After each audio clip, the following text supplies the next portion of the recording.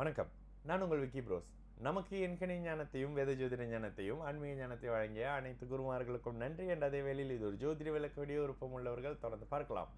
நமது Vicky bros astrology YouTube, TikTok, Facebook மற்றும் இன்ஸ்டாகிராமை ஃபாலோ பண்ணியிருக்கக்கூடிய அனைத்து தோழிகளுக்கும் நமது நன்றிகள்.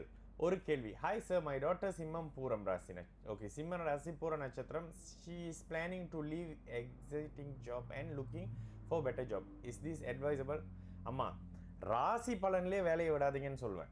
ராசி பலன் சொல்லும் போதே வேலையை விட்டுறாதீங்க, வேலை கிடைக்கிறது பெரிய கஷ்டமாக குதிரை கும்பாயிரும் அப்படின்னு சொல்லுவேன். சிம்ம ராசிக்காரர்களுக்கு மோஸ்ட்லி 100 பேர் எடுத்து கூட்டிகிட்டு வந்தீங்கன்னா 95-98 பேருக்கு ஒர்க் ப்ரெஷர் இருக்கும். உங்களை வீட்டுக்கு அனுப்புறது தான் கம்பெனியோட மெயின் ப்ராப்ளமாக இருக்கும், மெயின் இன்டென்ஷனாக இருக்கும். அதற்கான ப்ரெஷரை உங்கள் மேலே போடுற வேலையை செய்வாங்க. ஒர்க் லோட் கண்டிப்பாக இருக்கும் சிம்மராசிக்காரங்களுக்கு.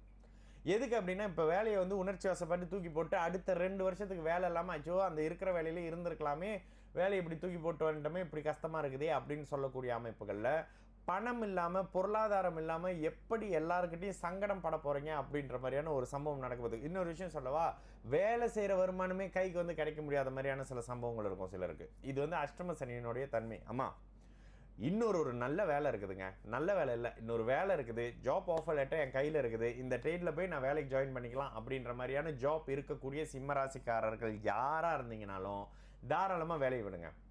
இனிமே தான் வேலை தேட போகிறேன், கிராப்பில் போக போகிறேன், இதை பண்ணலான் இருக்கேன், ஆப்ஷனலாக அது வச்சுருக்கேன், கூட்டாளிகளோட சேர்ந்து அப்படியே லட்சக்கணக்கில் பிஸ்னஸ் பண்ணுறேன். இப்போ தான் அரவிந்த் சாமியோட இந்த புக்கு படித்தேன், பிரபஞ்சத்தை நம்பிக்கிட்டு இருக்கேன், லா ஆஃப் அட்ராக்ஷன், இந்த கதையெல்லாம் விட்டுக்கிட்டு இருந்தீங்கன்னா 2 வருஷம் கழிச்சு சும்மா செவனேன்னு இருக்கிற வேலையை பார்த்துட்டு இருந்திருக்கலான்னு நடுத்தெருவுக்கு வந்துட்டேனேன்னு சொல்லுவீங்க.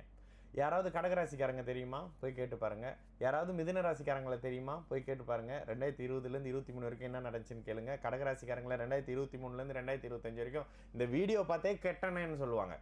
இவர் நீ பிஸ்னஸ் பண்ணணும், தொழிலதிபர் ஆகும்னு சொல்லி இருக்கிற வேலையை விட்டு இருக்கிற சேவிங்கையும் போட்டு கடனாளியாக இருக்குன்னு சொல்லக்கூடிய கடகராசிக்காரங்க தாங்க அங்கே. நீங்கள் கேட்டு பாருங்கள்.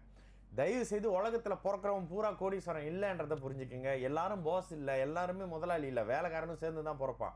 இதில் நமக்கு என்ன வரும்ன்றதை சொல்கிறது தான் ஜோதிடமே தவிர, இங்கே போய் விளக்கு போட்டால் மாறிடுங்க, அங்கே போய் அதை போட்டால் மாறிடுங்க, இந்த கோயிலில் இத்தனை ரவுண்டு அப்படி அத்தனை ரவுண்டு இப்படின்னு தோசை சுடுற மாதிரி சுட்டுட்டு வர்றதெல்லாம் தேவையில்லாதது. அதுக்கும் கடவுளுக்கும் நவக்கிரகங்களுக்குலாம் சம்மந்தமே இல்லை. எது சுற்றிட்டு இருக்காரு பைத்தியக்காரன்னு பார்ப்பாங்க.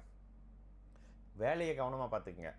திருமணம் மாதிரியான புதிய நட்பு, புதிய காதல், புதிய விஷயங்கள் ஏதாவது அறிமுகம் இப்போ தான் ஒரு 1.5-2 வருஷம் வருதுனாக்கா அவரும் சங்கடப்படுத்துவார்.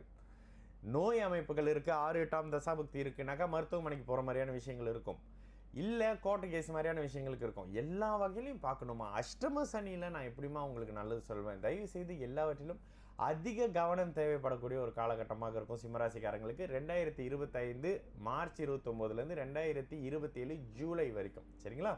நான் உங்கள் விக்கி ப்ரோஸ். நல்லது நடக்கும், எல்லோரும் நல்லா இருப்போம். வணக்கம்.